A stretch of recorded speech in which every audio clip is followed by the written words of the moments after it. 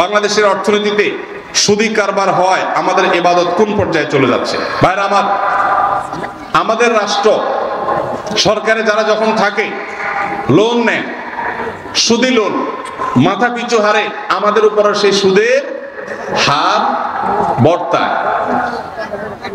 এইটার কারণে আমরা নিজেরা সুদ নিচ্ছি না, সুদি লোন নিচ্ছি না, সেজন্য আমরা গুনাহগার হব না, কিন্তু সুদের যে প্রভাব সেটা তো আমাদের মধ্যেও পড়বে, যেহেতু আমাদের জন্য নেওয়া হচ্ছে। এই জন্য মুসলমানের সন্তান হিসাবে সরকারে যারাই আসে তাদের কাছে আমাদের দাবি তুলতে হবে যে আমি দেশের নাগরিক হিসাবে আমার পক্ষ থেকে কোনো লোন নেওয়ার পারমিশন আমি দিচ্ছি না। আমার দেশে আমলাদের, বিভিন্ন সরকারি কর্মকর্তাদের, রাজনীতিবিদদের অপচয়ের রাস্তা বন্ধ করে দাও। দেশ ইনশাআল্লাহ বিদেশিদের সুদি ঋণের উপর নির্ভর করতে হবে না। অতএব মুসলমান হিসাবে সেই দাবি আমার জোরে সোরে উচ্চারণ করতে হবে।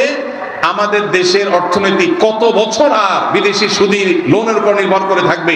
আমাদের পরে স্বাধীন হয়ে সেই সমস্ত দেশগুলো এখন এমন পর্যায়ে চলে গেছে যে আমাদের মন্ত্রীরা সিরিয়াল দিয়ে সেখানে তাদের কাছে কর্মী পাঠাতে হয়। মালয়েশিয়ার মতো দেশে আমাদের সিরিয়াল ধরে বসে থাকতে হয়।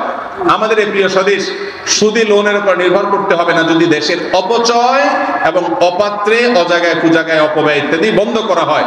আল্লাহ আমাদের প্রিয় স্বদেশকে অর্থনীতিতে মুক্তি নসিব করুন।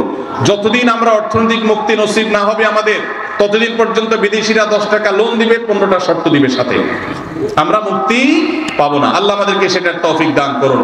এই জন্য অর্থনৈতিক মুক্তির জন্য আমাদের নিজেদের সৎ হতে হবে এবং উদ্যোক্তা হতে হবে, পরিশ্রমী হতে হবে, দেশকে ভালোবাসতে হবে, দেশকে এগিয়ে নিয়ে যাওয়ার জন্য চেষ্টা করতে হবে। আল্লাহ আমাদেরকে তৌফিক দান করুন।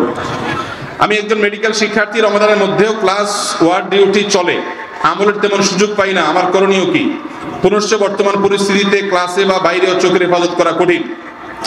প্রিয় ভাই আমার, যিনি প্রশ্ন লিখেছেন তাকে বলবো যে আপনি কোনো ভালো আলিম, ভালো কোনো আমলদার মানুষের সোহবত এবং সান্নিধ্যে যান, ইনশাআল্লাহ আপনার আমলের পরিমাণ এবং মানসিকতা বাড়বে।